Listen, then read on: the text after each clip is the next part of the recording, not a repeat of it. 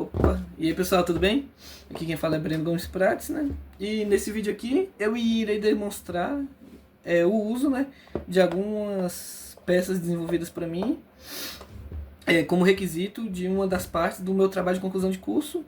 O tema do meu trabalho é o uso de impressão 3D no auxílio da programação orientada a objeto. E aqui eu vou demonstrar brevemente, né, o funcionamento de algumas pecinhas que foram desenvolvidas por mim, para esse tema. Então, vamos lá, né? Primeiro aqui eu vou começar com a pecinha de encapsulamento, que eu desenvolvi para demonstrar esse conceito. Basicamente ela se trata de uma caixinha com duas portas, uma privada e uma pública. E no conceito de encapsulamento, né, se trata, né, no controle das informações internas de uma classe. Ou seja, existem partes que são públicas, que qualquer pessoa pode acessar, mas existem partes também que são privadas, que devem ter um certo controle, nem todo mundo pode acessar. E basicamente essa peça serve para demonstrar esse conceito. Na portinha pública, né, já dá para ver de cara aqui, né, já dá para observar o que tem dentro dela. Ou seja, qualquer pessoa já pode ter acesso às informações, já pode observar. Ela também é fácil, qualquer pessoa pode abrir e obter acesso às informações. No caso, meu ajudante aqui. E vai voltar aqui para dentro para me auxiliar na outra porta. E agora na porta privada, deixa eu demonstrar os métodos. A porta privada já vê que já tem um certo controle. Nem todo mundo, não dá para observar o que tem dentro da caixinha através dessa porta. E se eu tentar abrir, não vai conseguir, porque está travada. No caso, com essas duas chavinhas. Essas chaves, no caso, simbolizam os métodos de acesso, né? Ou seja, ativando os métodos, você vai conseguir abrir a portinha e ter acesso ao que tem dentro da caixa. Basicamente, essa é a demonstração dessa pecinha, né? E isso mostra, né, que nem tudo pode ser acessado diretamente, que precisa ter uma interface correta. Deu para dar um demonstrativo aqui dessa peça. Vamos para outra peça agora. Já na segunda peça aqui, né, essa peça eu desenvolvi, né, para simbolizar o conceito de abstração, que é muito importante também na programação orientada a objeto. E basicamente, né, a abstração consiste em esconder alguns detalhes internos e mostrar ao usuário apenas o que ele precisa para usar o sistema. Ou seja, você vê o que importa, não precisa entender toda uma complexidade que há por trás. Essa peça também, né, eu fiz para ela acompanhando essa plaquinha, né, com um descritivo em braille para auxiliar estudantes com deficiência visual a ter um melhor entendimento sobre essa peça. Assim como essa peça, todas as peças desenvolvidas para esse projeto contêm descrições em braille para auxiliar esses mesmos estudantes, né? Todas elas também estão padronizadas no padrão que a linguagem braille exige. Então vamos lá, né? Temos aqui também uma bolinha e deixa eu montar a peça para a gente começar a desenvolver. Ela tem essas três partezinhas encaixáveis, é só encaixar e botar a caixinha por cima, ou seja, a caixinha do labirinto. Agora a pecinha está montada. Já advirto logo, essa pecinha é viciante, então tem horas que eu fico aqui, vários momentos do meu dia aqui fazendo esse percursinho. E vamos lá. Aqui também tem um descritivo mostrando todo o caminho do labirinto, né, para ajudar a prosseguir.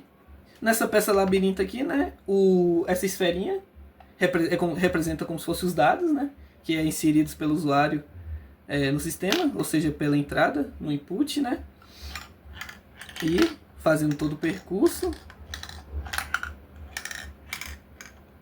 veremos que os nossos dados saíram aqui pela saída, output. Ou seja, o usuário só vê a entrada e a saída. Exatamente como a abstração funciona, né? O processo interno existe, mas é ocultado. O usuário não precisa saber todo esse percurso. Basicamente esse aqui é um demonstrativo rápido dessa peça. Agora vamos para outra. Bom, vamos lá, pessoal. Agora a peça que eu irei demonstrar é a peça porta-cartões e os cartões. Essa peça foi desenvolvida no intuito de demonstrar os conceitos de herança e polimorfismo.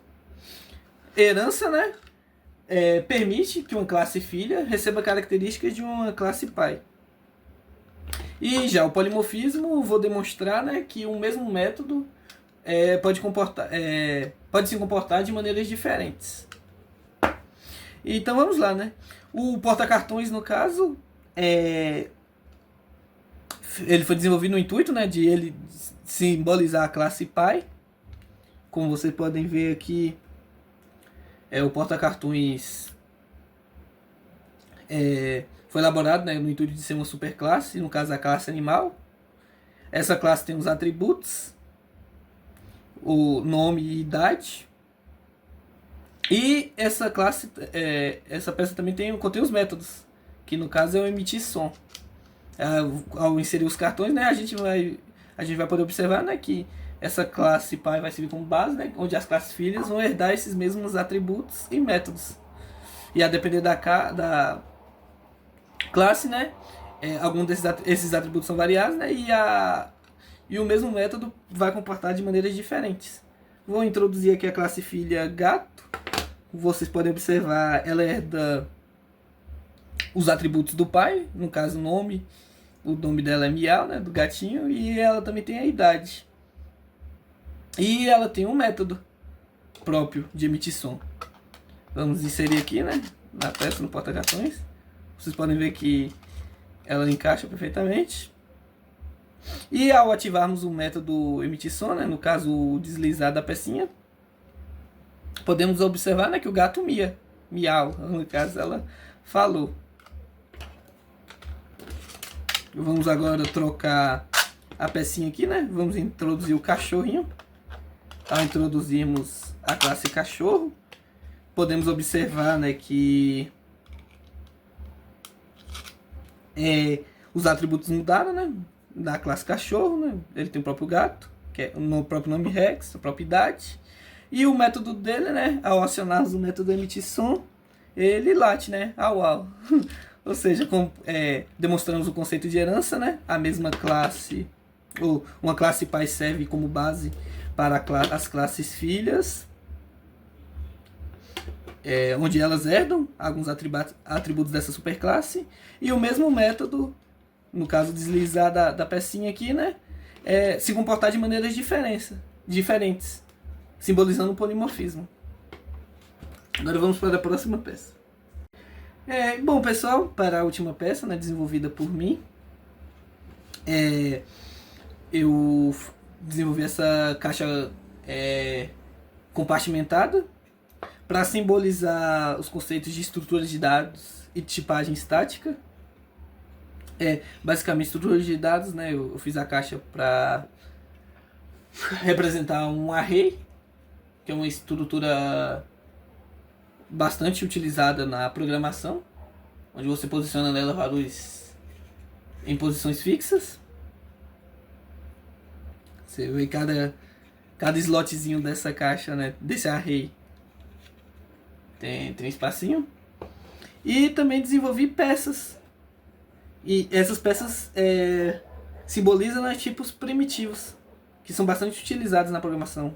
Tanto o dobro, os caracteres, que são essa estrelinha, e os inteiros, que são esses corações. Basicamente, esses tipos primitivos, né, foram desenvolvidos em formatos diferentes para também auxiliar no aprendizado. E simbolizando, né, o contexto de array, a caixinha, né, consegue armazenar várias informações. Ou seja, eu posso introduzir nela, nos espaços dela, dobros, inteiros, caracteres. Pode ver que eles estão armazenados, né? E tudo isso porque se trata de um array genérico. Ou seja, pode conter diversas informações diferentes. Só que nessa peça eu também desenvolvi tampinhas que vão funcionar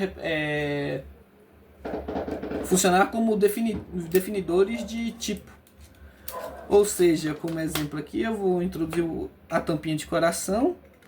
E esse array, ao invés de ser genérico, ele vai passar a ser um array de inteiros. Ou seja, um array de inteiros você não consegue introduzir nele variáveis do tipo double ou caracteres. Você vê que elas não adianta aqui que elas não vão conseguir entrar. Ou seja, numa rede inteira você só deve introduzir nela variáveis do tipo inteiro. Isso demonstrando, né, o conceito de tipagem estática. Basicamente, essa aqui foi a última peça, né? E com isso eu concluo o ciclo das minhas pecinhas desenvolvidas nesse meu projeto. Todas elas foram modeladas, desde a modelagem até a impressão, foram todas feitas por mim. E então é isso. Foi um breve entendimento. Mais informações sobre esses conceitos e sobre os modelos estão presentes também no Git, junto com todos os trabalhos realizados, né? E por fim, né, com essas peças, né, eu creio que consigo auxiliar, né, no entendimento dos conceitos de programação orientada a objeto, né? E esses conceitos que até então eram abstratos passarem a ser mais visuais e com isso facilitar o entendimento, mostrando como cada conceito desse, que até então era teórico, funciona na prática.